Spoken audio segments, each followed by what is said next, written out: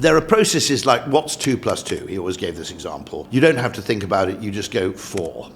Whereas 13 times 12, which I think is 156. I'm fine. But okay, you actually have to give that a little bit of thought.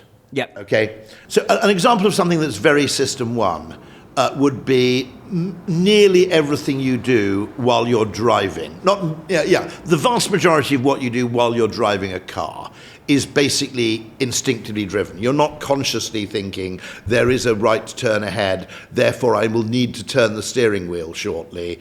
You fundamentally trained your brain to make driving, for the most part, autonomic. Now, you might argue driving in a city like London, why people hate all those 20-mile-an-hour limits, okay, is that a process that was once basically autonomic, and you could basically go, I'm in a city now, I better not go too fast, and 30 miles an hour seemed about right, okay, suddenly now you're having to pay attention consciously to a load of things which once you could actually take for granted. Okay, so, and the most extreme sort of system one form of driving is that weird feeling where you suddenly realize you have no memory of driving for the last 10 minutes. You've been lost in a kind of dream world, and meanwhile your body and eyes have been driving the car, and you assume you haven't actually hit anyone or anything, okay? Because that would have actually snapped you back into attention, I hope, okay?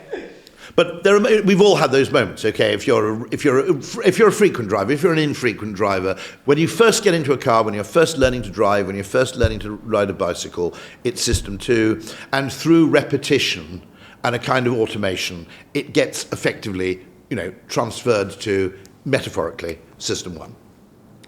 And an awful lot of the activities of system 1 occur effectively, they're opaque to introspection. They occur below the level of consciousness. The point being that a large part of our activity, and people always quote weird figures like 95% of our decisions are unconscious.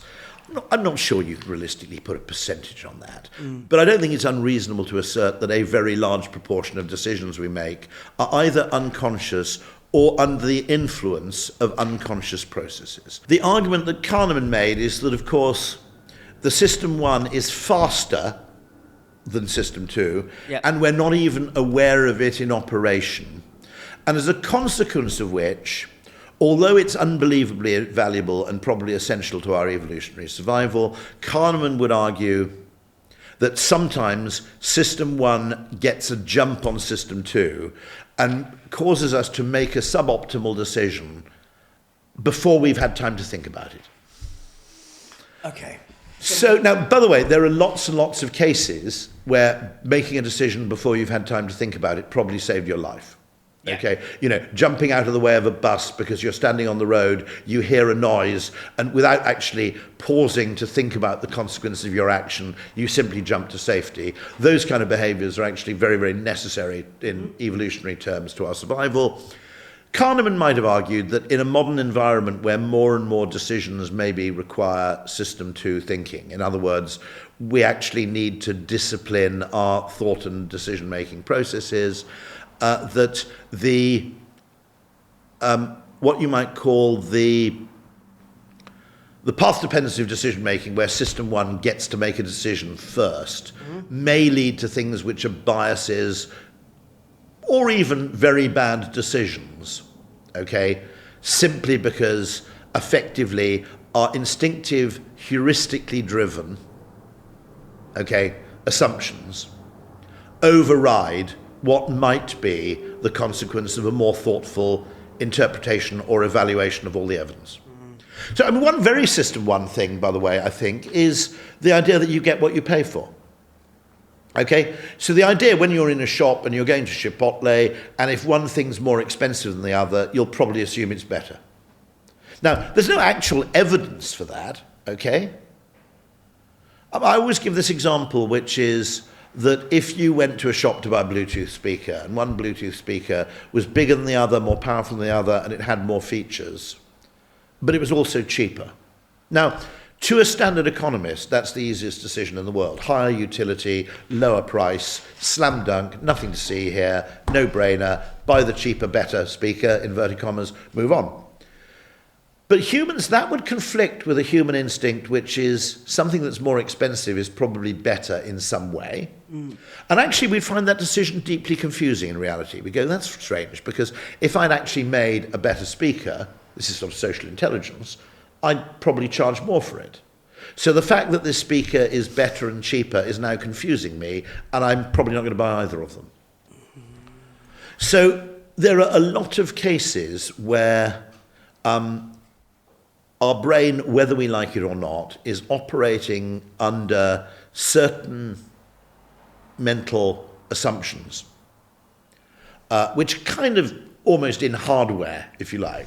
Yeah. So what's happening when I go into Chipotle then? Like, because what in terms of that decision with the Bluetooth speaker, right? Yeah. If I go into Chipotle and I order, say, the chicken with extra chorizo and cheese and guacamole up front, and they say it's 14 quid, right? Suddenly I'm a bit like, oh, I don't want to do that, right? I'd love to, but then if they get me in with the chicken, right? And then they start fucking loading it up, and then as they move the bastard along, and they say, right, I want you extra treat, so 1 quid. Why am I saying yes to that? Why am I saying yes? It's a sort of sunk cost thing, which is What's going on there? Quite often for these inverted commas biases. Yeah. There's actually a phrase that sums it up, which is kind of in for a penny, in for a pound. Okay. Yeah. And the point would be, why you spoil the ship for a ha'porth of tar? I'm in here anyway now. I might as well go the whole hog and get the absolute sandwich I want. Yes. So in other words, I mean, if you think about it, the whole concept of sides, is very similar to that, which is, you could argue that sides just give people more choice. Yes, that's true. But there is the argument that I've got this main thing. Now, having committed and mentally written off the cost of X, I might as well spend a bit extra to make X even better. So the classic example would be buying a car. Okay, you can't aftermarket fit something like a glass roof, a glass sunroof, or heated steering wheel or whatever. So when you're buying a car, you think, well, I'm spending a 5-figure sum already. I might as well spend another £3,000 or £4,000 on extras to make this as good as it possibly can be. And because after all, I'll never have another chance again for 4 years. And car makers will make inordinately more margin on optional extras than they will on the base model car. Yeah. So what you're and other examples. So once you're in that sunk, once you're sort of that sunk cost thing, or in for a penny, in for a pound. Do you think that's basically your sort of the system one's activated there, where you're just sort of thinking, fuck it, like I may as well get the roof, I may as well get the extra treat, so I mean, a classic example would be if you turn up at a hotel, and they say you can actually for £50 a night you can upgrade to a suite. Obviously, it depends how long you're staying there to a degree, but you are more likely to go, yeah, fuck it, okay, than you are to buy the suite when at the same time as you're paying for the basic room. And the argument for that is that you've already mentally written off the cost of the room because you've paid that in advance, okay? So I'm in for 200 quid for my 3-night stay or whatever it might be, or 2-night stay. I'm in for that amount of money, and now I can make this experience amazing for just a bit more. And undoubtedly, that is a recurring pattern with marketing pretty much everywhere, okay? I mean, once it's sometimes called in salesmanship the foot in the door thing. If you can get someone to agree to buy something, then either immediately or subsequently getting them to upgrade to a better version of that thing is often easier than selling the better version of that thing from the off.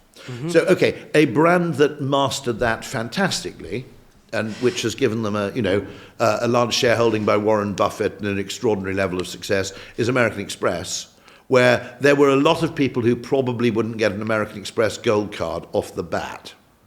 But if you sold them the green card and then 3 years later said, for only another X pounds a year, okay, their attention is focused on the increment, not on the overall cost. What are Okay, so your attention when it's do I want to add the chicken, do I want to add the so-and-so, is focused on the incremental cost, not the headline amount. Espressos is sponsored by supply chain software gurus Unleashed. It talks to your e-com and accounting software. It's helped islands cut admin time in half, get granular clarity on your margins, know where your stock is, don't miss availability. Brands like Candy Kittens, Tiny Rebel and Trip all use Unleashed, and so should you.